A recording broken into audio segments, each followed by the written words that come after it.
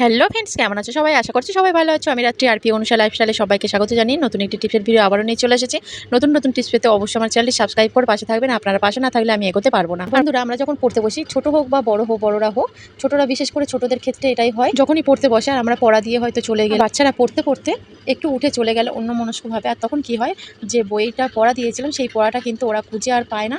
তখন কি হয়, খুঁজতে কিন্তু অনেকটাই সময় লেগে যায়। আবার কি হয়, পড়ার সময় ঘরে পাখা চালানো থাকলে তখন কিন্তু বইয়ের পৃষ্ঠাগুলো এলোমেলো হয়ে যায় আর খুঁজেও পাওয়া যায় না, অনেকটাই টাইম লেগে যায়। তাই বইয়ের পড়াটা না খুঁজে বার করে একেবারে কিভাবে আমরা বার করতে পারবো সেটাই দেখুন বন্ধুরা। আমি একটা খালি টিপের পাতা নিয়েছি, আর এরকম খালি টিপের পাতা কিন্তু আমাদের সবার বাড়িতেই থাকে। টিপটা খালি হয়ে গেলেই আমরা এটা কিন্তু ফেলে দিই। আর তারপর আমি কি করছি দেখুন, যে এক কোণাটা আমি টিপের পাতার এক কোণা আমি একদিকটা কেটে নিলাম। নিয়ে এখন কি করব, যেখানে আমরা পড়া দিয়েছি, হয়তো বাইরে কোথাও যাচ্ছি, বাচ্চারা বিশেষ করে হয়তো পাখাও চলছে ঘরে, তারপরে কি করব দেখুন বন্ধুরা, এইভাবে যদি আমরা টিপের পাতাটা, খালি পাতাটা যেটা কেটে নিয়েছিলাম সেই অংশটা যদি এইভাবে আমরা লাগিয়ে দিয়ে রেখে দিয়ে যাই, খুব সহজেই কিন্তু আমরা খুঁজে পেয়ে যাব। একবারেই আমরা খুঁজে পেয়ে যাব, আর আমাদের খুঁজতে কিন্তু হবে না, আর সময় কিন্তু আমাদের অনেকটাই বেঁচে যাবে। দেখুন বন্ধুরা, একবারে কিন্তু আমরা যেখানে পড়ছিলাম সেখানে সেই পড়াটা আমরা পেয়ে যাব। অবশ্যই বাড়িতে কিন্তু এই টিপসটা আপনারা অ্যাপ্লাই করবেন। ভালো লাগলে একটা লাইক দিয়ে দেবেন। আসছি পরবর্তী টিপসে। আর দেখুন বন্ধুরা, আমাদের সবার বাড়িতে কিন্তু এরকম নিউজ পেপার থাকে। আর এই আমরা যখনই কোথাও যদি বেড়াতে যাই, 15 দিনের মতো বেড়াতে যখন যাচ্ছি, আমাদের এই নিউজ পেপার আর একটু লবণ যদি আমরা সাথে নিয়ে রেখে যাই, তাহলে কিন্তু আমাদের কোনো চিন্তাও থাকবে না। খুব সহজেই কিন্তু আমরা বাড়ির বাইরে রাত কাটাতে পারবো নিশ্চিন্তে। আর তার জন্য আমি কী করছি দেখুন, আমি নিউজ পেপারটা নিয়েছি, নিয়ে আমি ছোট ছোট করে টুকরো করে কেটে নিচ্ছি। এইভাবে আমি দেখুন বন্ধুরা 4 টুকরো করে নেব পেপারটা। যে সকল বন্ধুরা আমার চ্যানেলে আগে থেকেই সাবস্ক্রাইব করেছেন তাদেরকে অনেক অনেক ধন্যবাদ, অনেক ভালোবাসা। আর যারা নতুন আসছে, অবশ্যই ভিডিওটি ভালো লাগলে চ্যানেলটি সাবস্ক্রাইব করে পাশে থাকবেন, অবশ্যই একটা লাইক দিয়ে দেবেন। আর দেখুন বন্ধুরা, আমি 4 টুকরো করে নিয়েছি। পেপারটা নিয়ে আমি পেপারের উপর দিয়ে দিলাম অল্প অল্প করে লবণ, আর এখন দিয়ে দিচ্ছি নিম পাতা। আর আপনারা কম বেশি করে নিতেই পারেন। যে পেপারটা, নিউজ পেপারটা কেটেছি 2টো বা 3টে বা এর থেকে বেশিও করে নিতে পারেন। আর নিম পাতা দেখুন বন্ধুরা, আমাদের বাড়িতে সবার বাড়িতেই থাকে। আর নিম পাতাটা অনেকের বাড়ি হয়তো ড্রাই করা থাকে, শুকনো করা থাকে, সেটাও আপনারা দিয়ে দিতে পারেন। আর না থাকলে বাজারে কিনতে পাওয়া যায়, আপনারা কিছুটা বাজার থেকে কিনে নিয়ে এসে এইভাবে যদি আপনারা রেখে যান কোথাও বেড়াতে যাওয়ার সময়, তখন কিন্তু আমাদের কোনো রকম আমাদের অসুবিধা নিশ্চিন্তে আমরা বাইরে থেকে বেরিয়ে আসতেই পারবো। আর দেখুন বন্ধুরা, আমি এই 4টে যে নিউজ পেপার নিয়েছি, নিয়ে আমি দেখুন ভাঁজ করে নিচ্ছি যাতে না পড়ে যায়। ভিডিওটা ভালো লাগলে অবশ্যই কিন্তু একটা লাইক, অনেক অনেক শেয়ার করে দেবেন, আর কমেন্টে জানিয়ে দেবেন আপনাদের কেমন লাগছে। আর দেখুন নিউজ পেপারগুলো এখন আমি কি করব, আমরা যখনই বেড়াতে যাই বাইরে, আমাদের বিছানা, ঘরদুয়ার অনেক নোংরা হয়ে থাকে, ধুলো ময়লা পড়ে। আর এটা এভাবে রেখে গেলে অনেক সময় দেখা যায় যে কাঠের আসবাবপত্রগুলো থাকে, সেগুলো একটু কেমন স্যাঁতস্যাঁতে ভাব হয়ে যায়। আর কাঠের আসবাবপত্রের মধ্যে রেখে দিলে স্যাঁতস্যাঁতে ভাবটা আর থাকবে না। আর আরেকটা জায়গায় আমরা রেখে দিতে পারি, ফ্রিজের মধ্যে। ফ্রিজের মধ্যে রাখলে কি হয়, আমরা হয়তো বেড়াতে যাচ্ছি, ফ্রিজটা বন্ধ করে যাব, কেমন একটা বাজে গন্ধ হয়ে যায়, এই গন্ধটা আর থাকবে না এইভাবে রেখে গেলে। বাড়িতে অবশ্যই টিপসটা অ্যাপ্লাই করে চলে আসছি পরবর্তী টিপসে। বন্ধুরা, আমি কড়াইতে তেল একদমই গরম করে নিয়েছি, আর তেলের মধ্যে আমি দিয়ে দিলাম একদমই অল্প করে হলুদ গুঁড়ো, আর তারপরে আমি দিয়ে দিচ্ছি মাছ। তো তেলের মধ্যে আমি হলুদ গুঁড়োটা কেন দিলাম আপনাদের সঙ্গে আমি এই টিপসটা শেয়ার করছি। আমরা যারা গৃহিণীরা প্রতিদিন রান্না করি, তাদের কিন্তু প্রায় কোনো না কোনো জায়গায় প্রতিদিন কিন্তু আমাদের নয় তেল ছিটকে, মাছ ভাজতে গিয়ে তেল ছিটকে ছ্যাঁকা লাগছে, নয় কোনো কোনো সময় হয়তো কড়াইয়ের গায়ে হাত লেগে ছ্যাঁকা লাগছে। এরকম সময় প্রতিদিন আমাদের কিন্তু হয়েই থাকে। আর যখনই এরকম পুড়ে যায়, তখন কিন্তু আমাদের যে জায়গায় পুড়ে গেছে সেখানে কিন্তু জ্বালা, যন্ত্রণা, ফোস্কাও পড়ে যায় কোনো কোনো সময়। তার জন্য দেখুন, যখনই দেখবেন আপনার মাছ ভাজছেন, তেলের মধ্যে অল্প করে যদি আমরা হলুদ গুঁড়োটা দিয়ে দিই, মাছ ভাজার সময় তেল আর গায়ে হাত পা ছিটকে আসবে না। অবশ্যই বাড়িতে আপনারা এই টিপসটা অ্যাপ্লাই করবেন। ভিডিওটা ভালো লাগলে একটা লাইক দিয়ে দেবেন।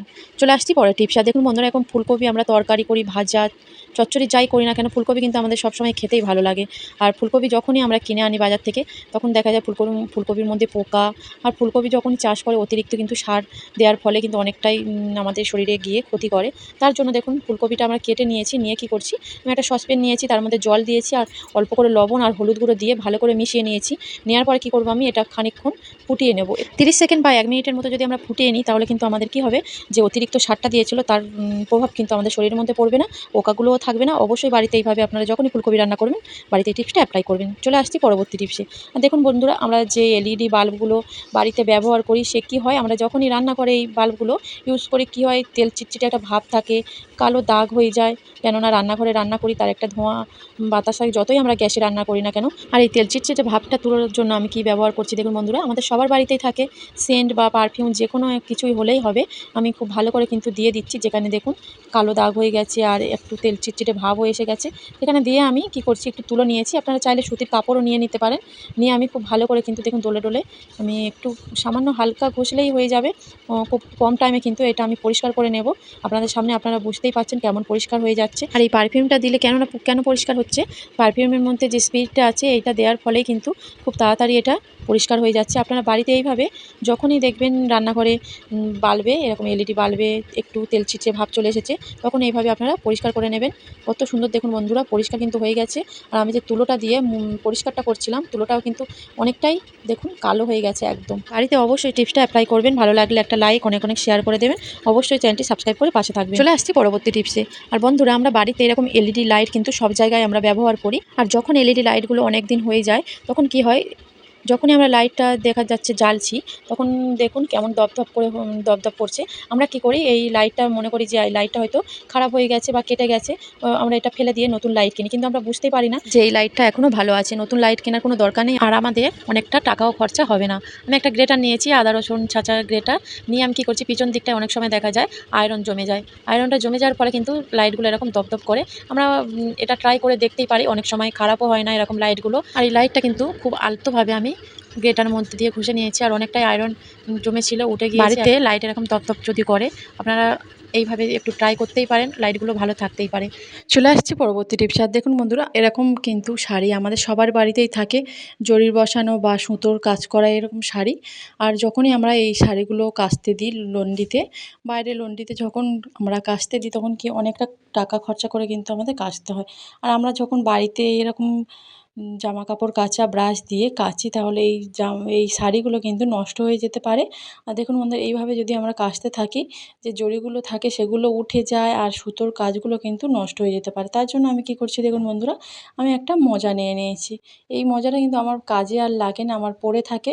তাই আমি এটা ভালো করে পরিষ্কার করে ধুয়ে কেচে রেখে দিয়েছি। আমি নিয়ে নিয়েছি এই মোজাটা, দেখুন জামা কাপড় কাচার যে ব্রাশটা আছে ওর মধ্যে ঢুকিয়ে দিলাম। দিয়ে এইভাবে যদি আমরা যখনই বাড়িতে এরকম ধরনের শাড়িগুলো কাচবো, জরির বসানো বা সুতোর কাজ করা যে শাড়িগুলো কাচবো, আমরা এইভাবে যদি আমরা ঘষে নিই তাহলে কিন্তু একদমই আমাদের শাড়িটা নষ্ট হবে না।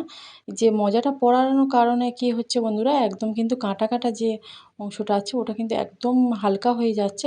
তাই কাঁটা ব্রাশ দিয়ে যদি আমরা মোজাটা পরিয়ে এইভাবে কেচে নিতে পারি শাড়িগুলো, আমাদের কিন্তু লন্ড্রিতে আর দিতে লাগবে না, অনেক টাকাও খরচা হবে না। ভিডিওটা এই পর্যন্ত রাখছি, ভালো থাকবে।